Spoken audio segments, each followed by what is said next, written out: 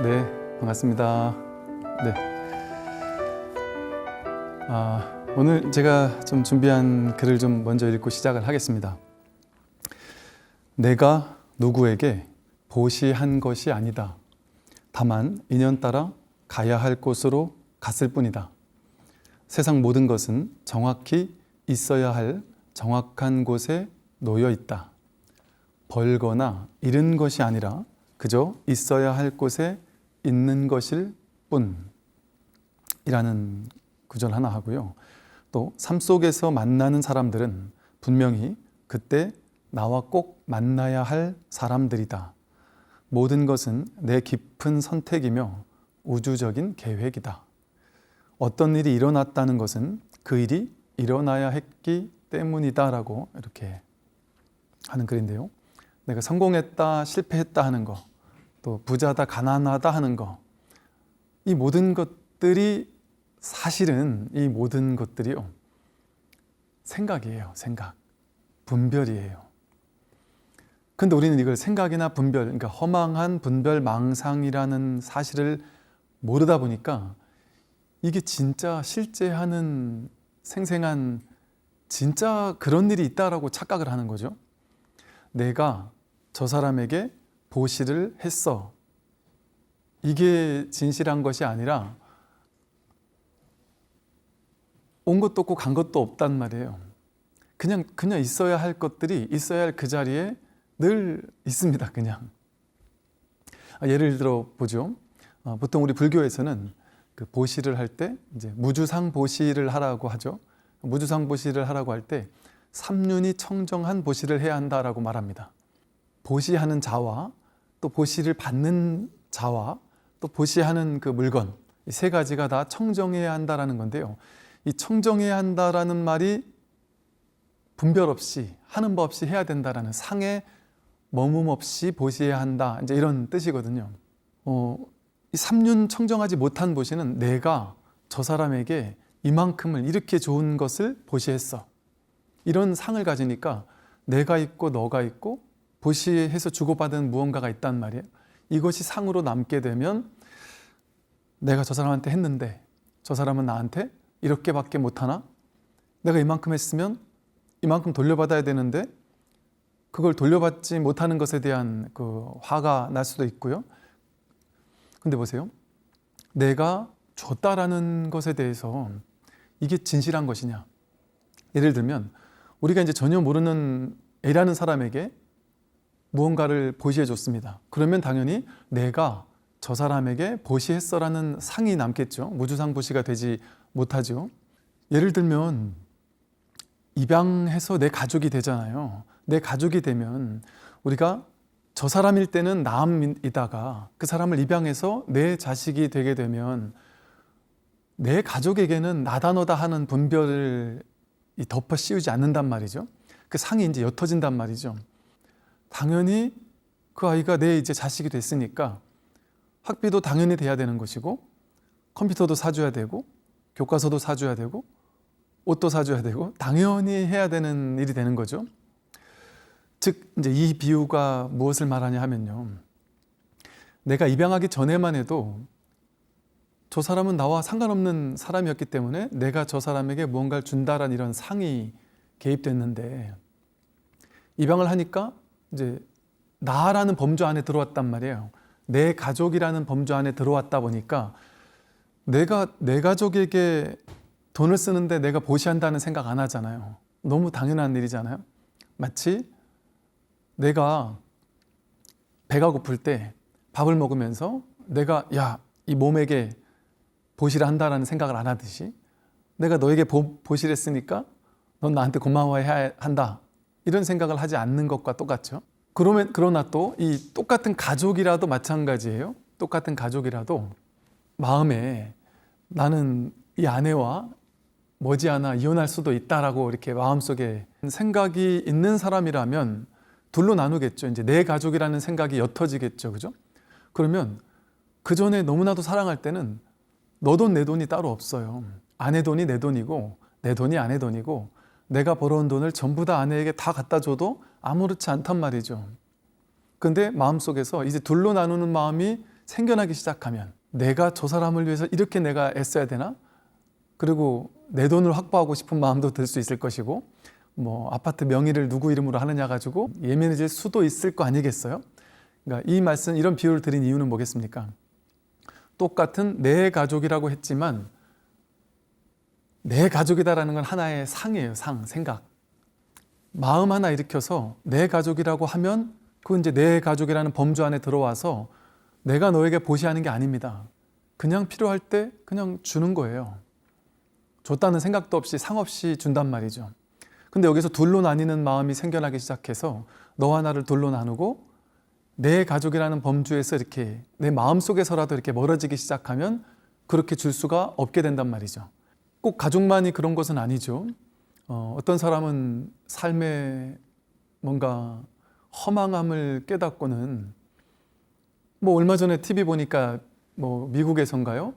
아들에게는 재산을 뭐 이제 정확히 기억 안 납니다.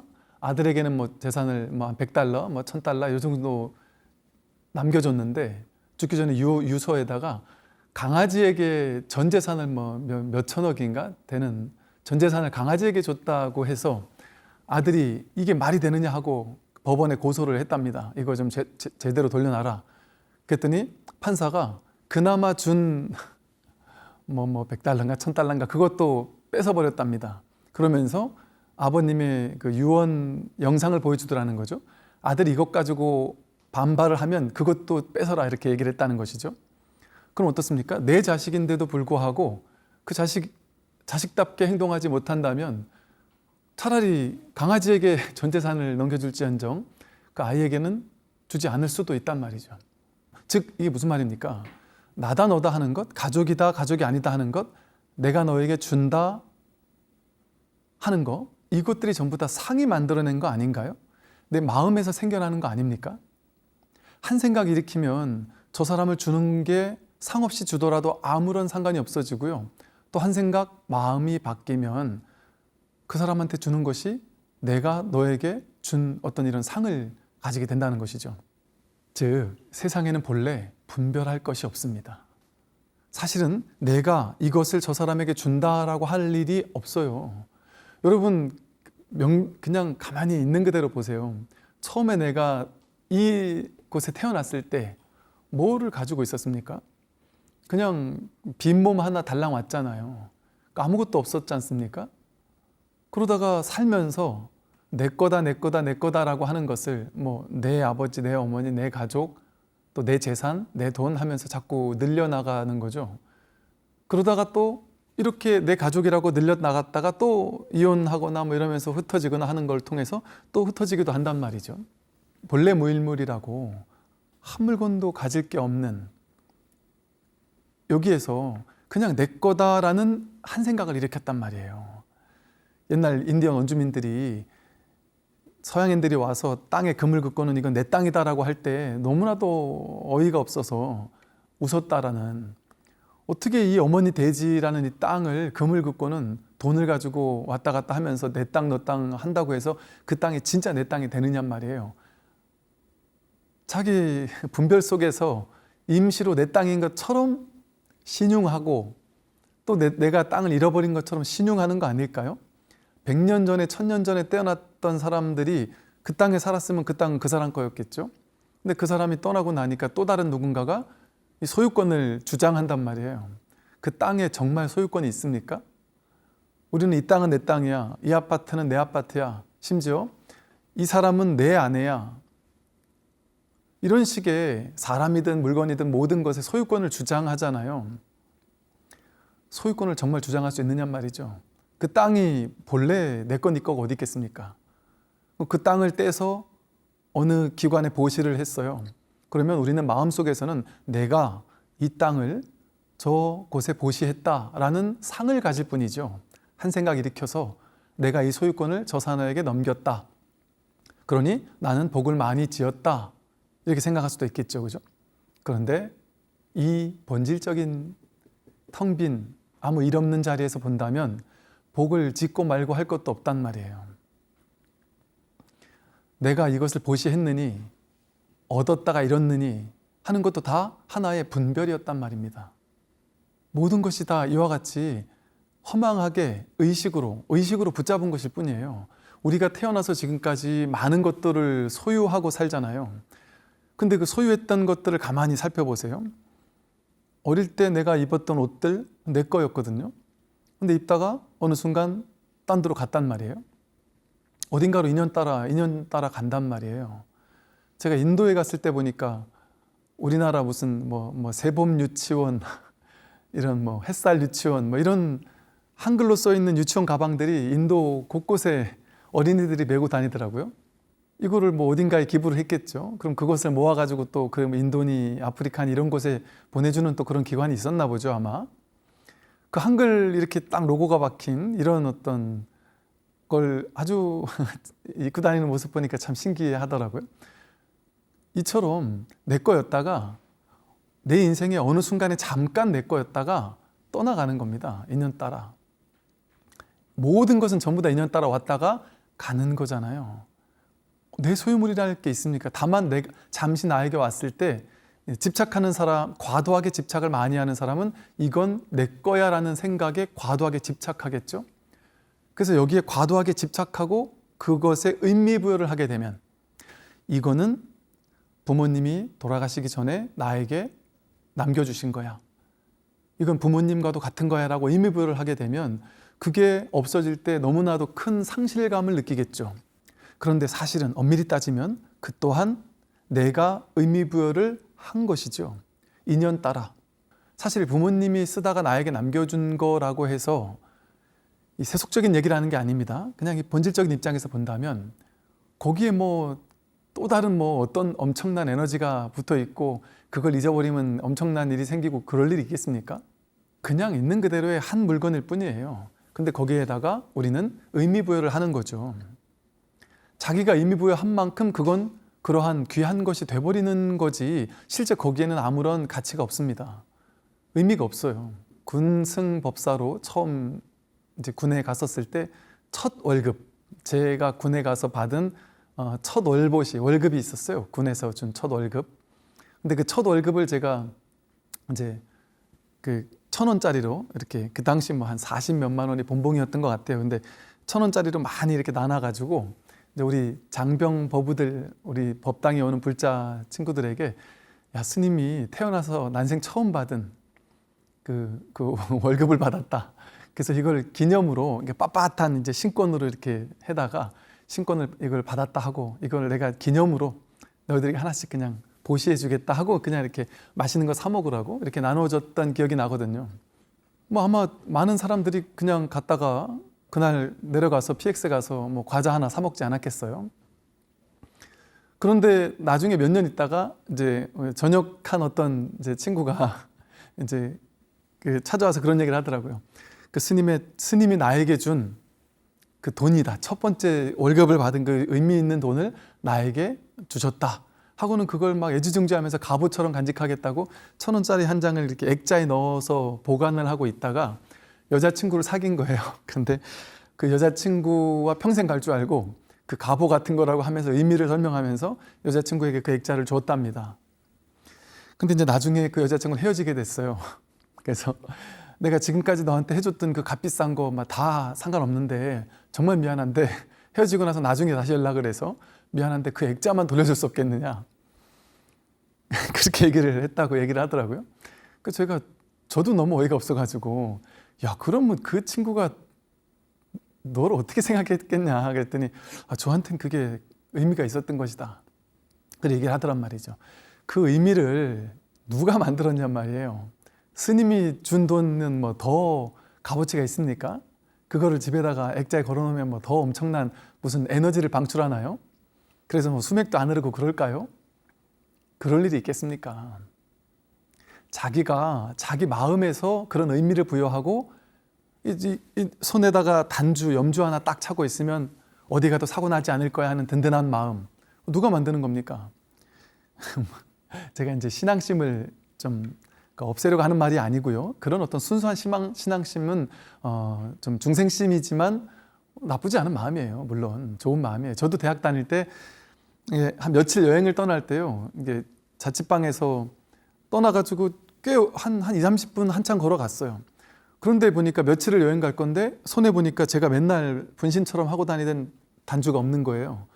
그 먼 거리를 다시 돌아가서 그거 하나 쥐고 다시 떠났던 기억이 있거든요.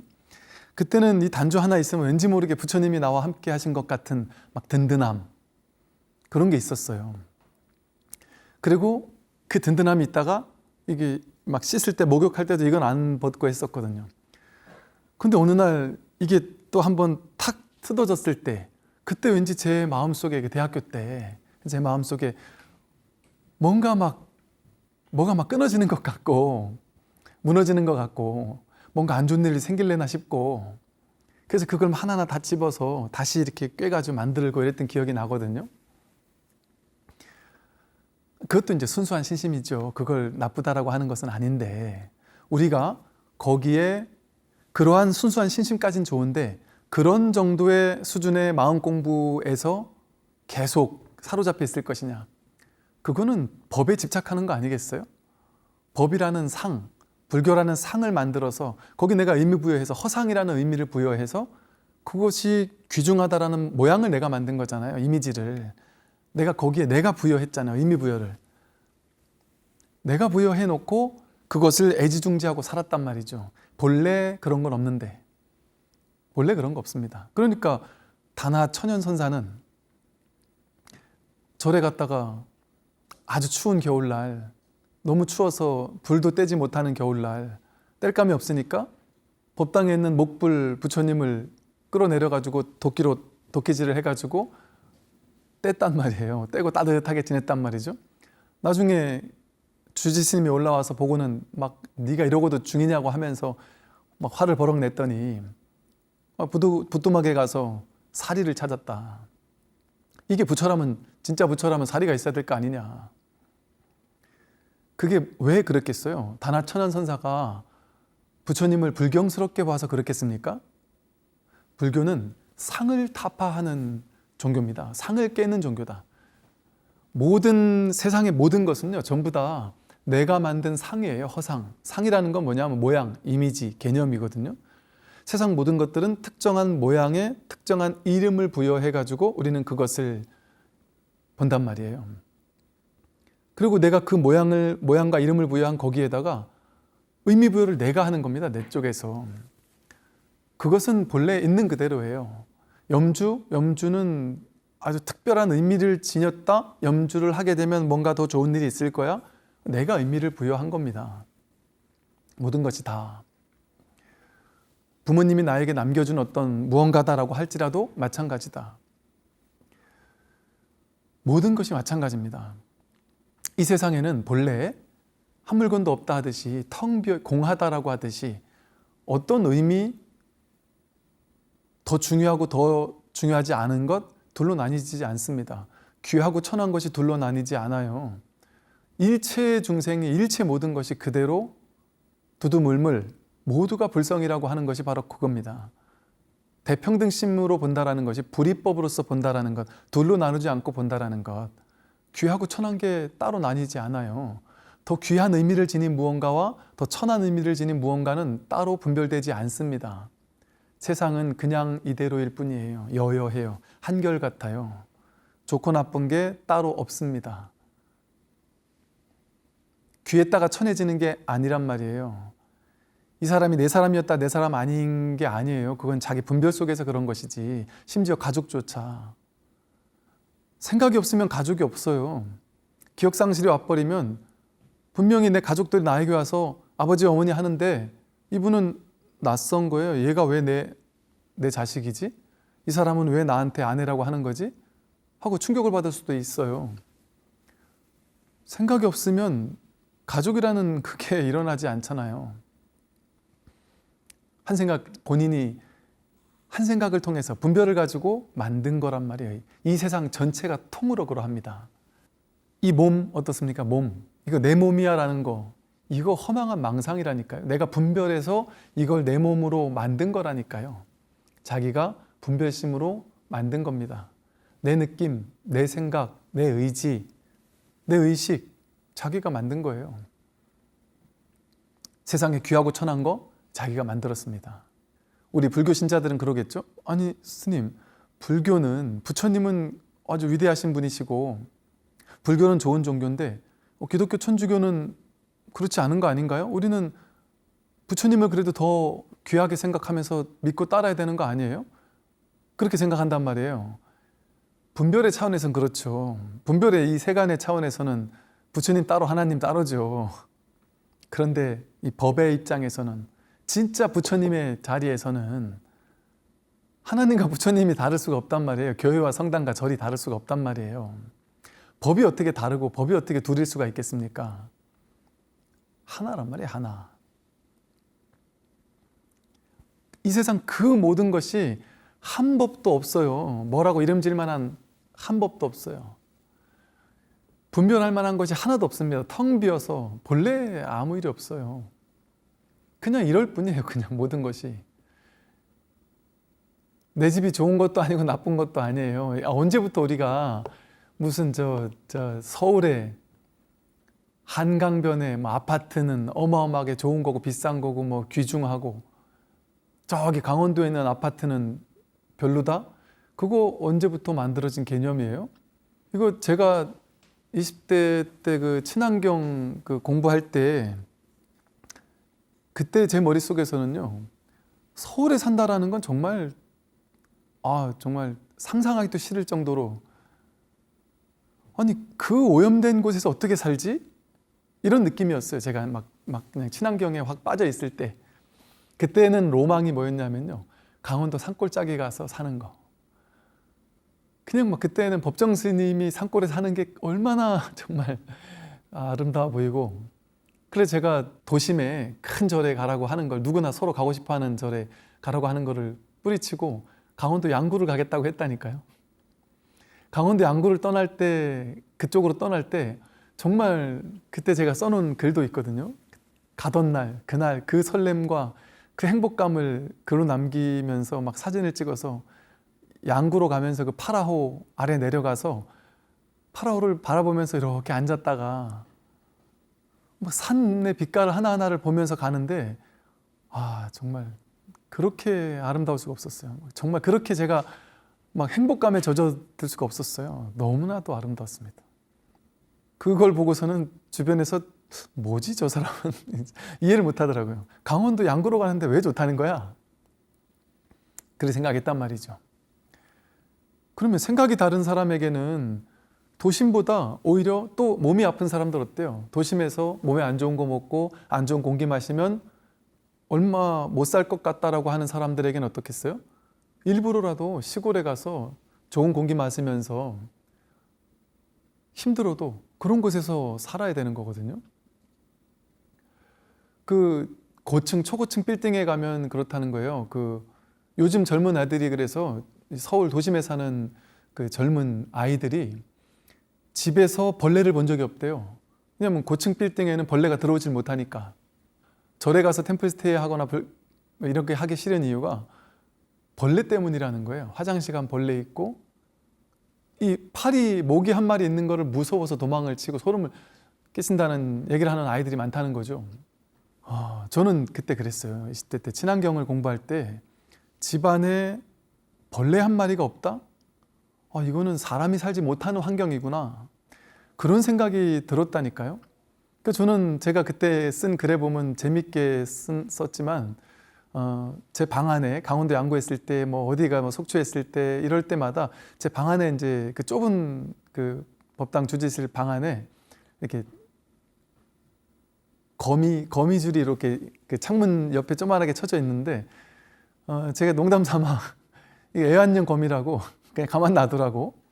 왜 애완용 거미가 있으니까 좋은 점이 뭐였냐면, 이게 방이 좁으니까 방에 모기가 있는지 없는지를 다 알아요. 한 마리쯤 있는지 두 마리쯤인지 다 알아요. 근데 뭐 굳이 모기를 내가 내 손에 피를 묻혀 잡을 필요가 뭐 잡아서는 안 된다는 생각도 있었지만 굳이 잡진 않았었단 말이죠. 근데 거미줄이 하나 있고 나서는 내 손에 피를 안 묻혀도 거미줄이 알아서 며칠 지나면 그 모기가 사라지더라고요. 그게 사람이 살 수 있는 환경이구나. 너무 좋았었던 기억이 나요. 이게 사람 사는 곳이지, 파리 한 마리 살지 못하는 곳에 사람이 어떻게 살겠나. 생명력이 법정 스님께서 그랬잖아요. 사람은 흙과 가까울수록 생명력이 더 강해지는데 흙에서 멀어질수록 병원과 가까워질 수밖에 없다. 그러니까 쉽게 말해서 제가 이 비유를 좀 길게 들었지만 우리가 좋다, 나쁘다라고 하는 거 그게 진짜냐 말이에요. 서울 사는 건 좋고 지방 사는 건 나쁘다. 그거 진짜냔 말이에요. 이건 좋고 저건 나쁘다. 자기가 의미 부여한 거 아닌가요? 자기가 분별해서 그렇게 생각한 거 아닙니까? 이것은 좋고 저것은 나쁘다라는 것. 세상에는 좋은 것도 없고 나쁜 것도 없습니다. 둘로 나뉘는 게 아무것도 없어요. 그래서 제가 또 이런 말을 하나 쓴 걸 또 한두 개 읽어보겠습니다.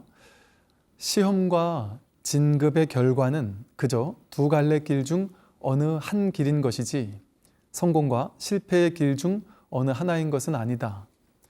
삶에는 서로 다른 미지의 두 길이 있을 뿐 좋고 나쁜 길은 없다.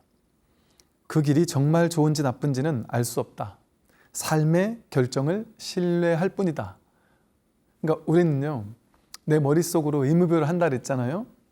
우리는 머릿속으로 자식은 대학을 어느 정도 대학 이상은 보내야 해. 그건 성공이고 그 정도를 못 보내면 실패야 라는 기준이 있어요. 성적을 어느 정도는 맞아야 돼 하는 기준이 있단 말이에요. 회사도 어느 정도 회사는 내가 들어가야 돼 하는 기준이 있단 말이에요. 그래서 그 기준에 달성되면 성공 아니면 실패 이렇게 한단 말이죠. 그리고 이게 진급을 누구나 바라겠지만 그 회사는 어쨌든 회사는 피라미드 구조잖아요. 어떻게 누구나 다 진급해서 다 올라갈 수 있겠어요. 몇 사람은 올라가고 소수는 올라가고 다수는 떨어집니다. 근데 우리 모두가 모두 다수가 그 소수밖에 올라갈 수 없는 그 자리에 목을 맨단 말이에요. 그게 진짜인 줄 알고 그게 내 분별인 줄 모르고 그게 안 되었을 때 더 성공할지 알 수 있습니까? 내 길이 여기 남아있는 것이 더 옳은지 밖에 나가서 또 다른 삶의 경험을 통해서 또 다른 어떤 새로운 도전을 통해서 더 성공할 수도 있고 뭔가 어떤 새로운 삶의 경험, 이 지구별이라는 곳은요 새로운 어떤 경험을 통해서 매 순간이 새로울 수밖에 없거든요. 그래서 이 회사에서 나가는 거는 나쁜 일이라고 할 수 없어요. 근데 우리는 기준을 정했단 말이에요. 나는 이 회사에서 계속 진급하는 건 좋은 거, 진급 떨어져서 나가는 건 나쁜 거. 누가? 자기가 그렇게 분별했습니다. 부처님께서 아함경 경전에 보면 이렇게 말씀하세요. 어떻게 삶을 살아야 되느냐? 강에 떠있는 마른 통나무처럼 인생을 살아라. 그 마른 통나무는 그냥 내맡겨 흐를 뿐이다. 삶의 흐름에 내맡겨 흐를 뿐이다. 가다가 두 갈래 길이 나올 때 나는 반드시 저쪽 길로 가야 돼 라고 고집하거나 집착하지 않는다. 어느 갈래 길을 집착하지 않기 때문에 흐름 따라 내맡겨 흐르다가 왼쪽으로 가면 그리로 갈 뿐이고 오른쪽으로 가면 그리로 갈 뿐이다. 우리의 삶도 마찬가지라는 거죠. 진급을 하는 길로 가든 진급을 못해서 다른 길을 찾아야 하든 그것은 우리가 분별하지 않으면 그냥 있는 그대로의 진실이에요. 그게 왜 실패죠? 그게 실패라면 세상 사람들은 100% 다 실패하죠. 여러분 태어나는 건 성공이고 죽는 건 실패인가요? 그럼 우리 모두 다 실패자입니다. 왜? 다 죽어야 되기 때문에. 젊은 것은 좋은 거고 늙는 건 나쁜 건가요? 그럼 우리는 다 나쁜 결과밖에 얻을 수 없어요. 다 늙을 거기 때문에. 왜 젊으면 좋고 늙으면 나쁜 거죠? 왜 건강은 좋고 병은 나쁜 거죠? 왜 살아있으면 좋고 죽는 건 나쁜 걸까요? 자기 생각입니다. 자기 분별이에요. 진실은 진정한 이 법의 진실에는 그런 분별할 것이 없습니다. 아무런 의미가 없어요. 자기가 분별로 이렇게 저렇게 자기가 기준을 세워가지고 의미를 부여해서 좋다 나쁘다라고 스스로 만들어서 스스로 만든 그 자승자박으로 스스로 만든 포승줄에 스스로 묶여가지고 그것을 진짜라고 여기면서 거기에 묶여서 꼼짝달싹 못하면서 한평생을 묶여서 사는 거예요. 의외로 너무나도 쉽게 내가 묶어놓은 내가 내 스스로 나를 묶은 거기에서 탁 놔버리면 갑자기 자유로워집니다. 갑자기 자유로워지. 이게 해탈이에요. 내가 묶은 아무도 안 묶었다니까요. 내가 묶었어요. 내가 묶어놨던 그 견해의 틀 속에서 분별의 틀 속에서 내가 노연하면 뭔 일이 생길까요? 완전히 자유로워져요. 어떻게 자유로워지냐? 세상에는 그냥 이대로밖에 없구나. 이것이구나. 지금 내가 살고 있는 이것이 전부구나. 여기는 좋다거나 나쁘다라고 판단, 분별을 붙일 수가 없구나. 그냥 이러할 뿐이구나. 그게 여여한 거예요. 여여하게 이럴 뿐이구나. 이뿐이구나. 그냥 나는 그냥 이렇게 살 뿐이지 내가 좋거나 나쁜 게 아니에요. 잘 살거나 못 사는 게 아닙니다. 부자거나 가난한 게 아니에요. 잘났거나 못난 게 아닙니다. 나는 지금까지 인생을 잘 살았느냐 못 살았느냐 그런 거 없어요. 자기 생각이 그렇게 만든 거예요. 여러분 지옥 갈까요? 천상 갈까요? 그런 일이 없어요. 이럴 뿐이에요, 그냥. 근데 우리는 이 너무나도 단순한 진실, 이 진실을 살지 못하고 자기가 생각으로 평생을 구축해온, 생각으로 옳다 그러다라고 포승줄로 자기 인생을 자기가 막 속박시켜온 그 집착의 견해, 그 견해에 갇혀가지고 거기 묶여 살았다니까요. 난 반드시 이렇게 해야 된다라는 기준을 딱 내려놔 보세요. 지금 이대로 아무 문제가 없습니다. 지금 여기에 여러분이 만약에 지금 깨닫는다면 어떤 일이 벌어질까요? 여러분이 지금 부처가 된다면 갑자기 젊어질까요? 갑자기 병이 날까요? 갑자기 어제까지 나를 미워하던 사람이 막 다 좋아하기 시작할까요? 갑자기 얼굴이 막 더 잘생기고 멋있어질까요? 갑자기 돈을 잘 벌게 될까요? 자식들이 갑자기 돈을 잘 벌어올까요? 조건이 그렇게 막 확확 바뀔까요? 내가 원하고 뜻하는 바대로 내가 생각으로 난 이만큼 살아야 돼 하고 정해놓은 그 기준대로 갑자기 확 바뀔까요? 삶의 조건이? 아닙니다. 그런 일이 일어나는 것이 깨달음이 아닙니다. 내 마음이 바뀌는 거예요. 그게 마음 공부죠. 어떤 일이 벌어질까요? 내가 갑자기 내가 뜻하는 바대로 다 이루며 사는 삶으로 바뀌는 것이 아니라 뜻하는 바가 없어져요. 추구하는 바가 사라집니다. 내가 지금까지 내 생각이라는 꿈속에 갇혀 있었구나. 생각이라는 그 감옥 속에 갇혀가지고 내가 나를 묻고 있었구나. 그 누구도 나를 묻지 않았구나. 그러니까 날마다 좋은 날이 된단 말이에요. 날마다 좋은 날. 저희 그 은사 스님이신 이제 불신 도문 큰 스님께서 제가 처음 출가했을 때 하셨던 말씀 중에 이제 기억에 남는 말씀이 뭐였냐면요. 이 세상에는 복을 짓는 일 아니면 복을 받는 일 두 가지밖에 없다. 이 세상은 날마다 좋은 날이다. 언제나 복을 짓거나 복을 받고 사니까. 그러면서 하신 말씀이 뭐였냐면 힘들고 괴롭고 하기 싫은 일이 생기고 손해보고 억울하고 남들에게 인정받지 못하고 이렇게 힘들고 괴로운 일이 있을 때 이건 복을 짓는 일이라는 거예요. 또 조금 다르게 말하면 왜 복을 짓는 일이냐? 조금 다르게 말하면 업장이 소멸되는 일이고 또 내가 과거에 지었던 악업을 소멸시킬 수 있는 일이잖아요. 악업이 있고 선업이 있을 때, 악이 있고 선업이 있을 때 악업이 소멸되면 안 좋은 일을 내가 감당하는 걸 통해서 악업이 소멸되게 되면 선업은 늘어난단 말이에요. 복 지은 건 늘어난단 말이죠. 앞으로 나의 인생이 복을 받을 일이 더 많이 늘어난단 말이죠. 그러니까 나쁜 일이 생기는 거, 힘든 일이 생기는 거, 괴로운 일이 생기는 거는 복을 짓는 일이구나 하고 마음을 돌리는 게 마음 공부라는 말씀을 하셨단 말이죠. 그리고 좋은 일만 계속 생기고 승승장구하고 나는 노력을 열심히 하지도 않았는데 더 큰 성취가 있고 더 좋은 결과가 있을 때는 오히려 내가 더 열심히 해야 되겠구나. 왜? 지금 복을 받고 있으니까. 내가 지금 내가 과거에 지어놓은 복을 지금 받고 사는구나. 그러니까 지금 좋은 거지. 그런데 내가 복을 받는다라는 건 다르게 말하면 뭐예요? 복 지은 걸 자꾸 까먹고 있다는 거잖아요. 복을 자꾸 까먹으면 내 안에 복이 아닌 악업의 업장이 자꾸 늘어나지 않겠어요? 그러니까 오히려 내가 좋은 일이 생기면 생길수록 더 많이 복도 짓고 더 많이 보시하고 더 많이 다른 사람들과 나누고 더 정신 차려서 마음 공부를 하며 살아야 되겠구나라고 생각해야 된다는 거죠. 그러니까 크게 보면 좋은 일이 생기면 복 받는 일이라서 좋고 나쁜 일이 생기면 복을 짓는 일이라서 좋다. 날마다 좋은 일일 수밖에 없다. 날마다 해피엔딩일 수밖에 없다. 우리 분별의 눈으로 세상을 바라보는 사람들에게는 이 세상이 좋거나 나쁜 어떤 곳이잖아요. 근데 이 도를 공부하는, 이 깨달음을 공부하는 그런 큰 스님들의 눈에는 이런 안목이 보인단 말이죠. 좋은 것만 좋은 게 아니라 나쁜 것이 진짜 좋은 줄 아는 안목이 있으시단 말이죠. 얼마 전에 어떤 보살님께서 대구에 아주 유명한 동네에 사셨나 봐요. 근데 이제 아파트를 20평대 아파트 사시다가 이거를 팔고 이제 30평대로 내가 이사를 가야지 하고 아파트를 이제 25평짜리 아파트를 팔았대요. 그래서 이제 30평으로 가려고 팔고 나서 30평으로 가려고 봤더니 그 많던 아파트 30평대 매물이 싹 없어졌더라는 거예요. 이게 뭔 일이지 싶어서 그래도 여기 이 아파트 30평을 가야지 하고 기다렸대요. 한 달, 두 달 기다리는데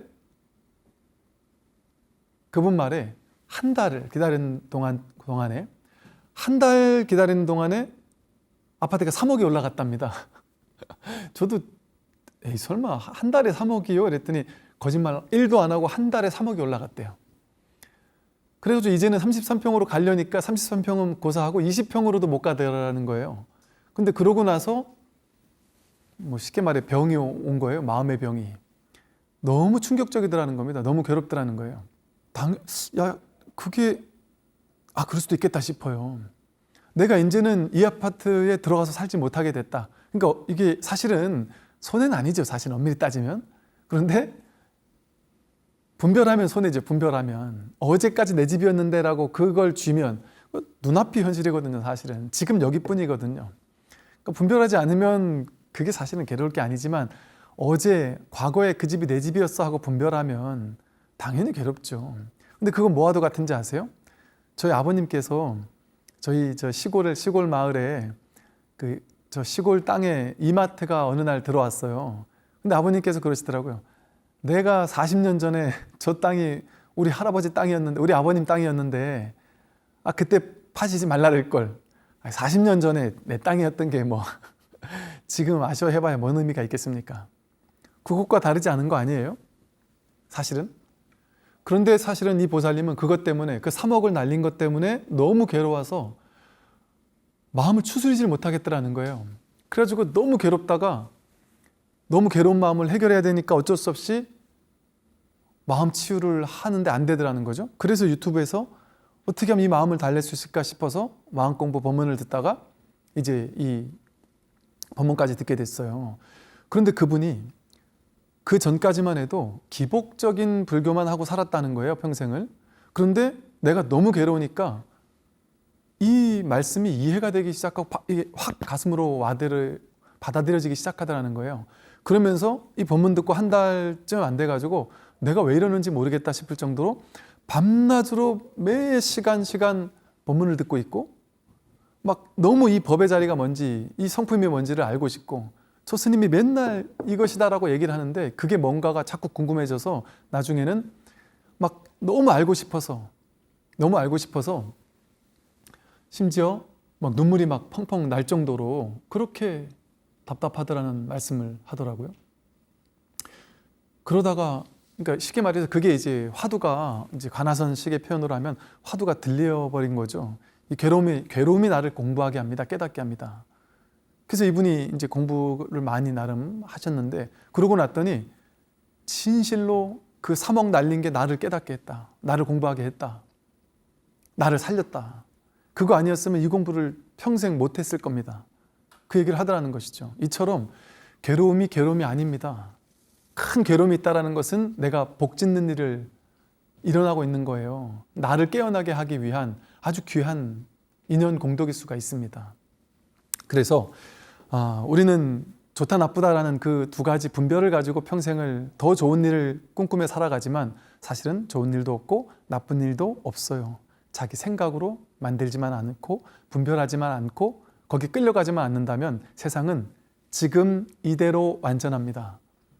지금 여러분들의 삶을 하나도 바꾸지 않더라도 지금 여기에서 아무 일이 없습니다. 자기 생각 속에서 문제를 만들지만 않는다면 이 사실을 한 번쯤 이렇게 가만히 한번 참고해 보시기를 이렇게 바라겠습니다. 오늘 여기까지 말씀을 드리겠습니다. 하나님께서 성불하십시오.